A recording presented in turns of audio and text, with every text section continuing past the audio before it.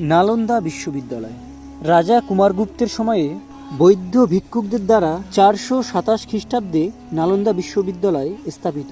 নালন্দা বিশ্ববিদ্যালয় পৃথিবীর বুকে গড়ে ওঠা প্রাচীন আবাসিক বিশ্ববিদ্যালয় ও প্রাচীন উচ্চশিক্ষা কেন্দ্র।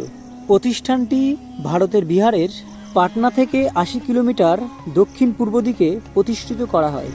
কিন্তু 1193 থেকে 1200 সালে মোহাম্মদ বখতিয়া খলজি যখন বাংলা আক্রমণ করতে আসে, তখনই তিনি যাত্রাপথে মর্যাদাপূর্ণ নালন্দা বিশ্ববিদ্যালয় লুটপাট ও ধ্বংস করে। পুড়ে ছাই হয়ে যায় 90 লাখেরও বেশি পুস্তক, যেখানে লিপিবদ্ধ ছিল বৌদ্ধ ও হিন্দু ধর্মের অজানা ইতিহাস।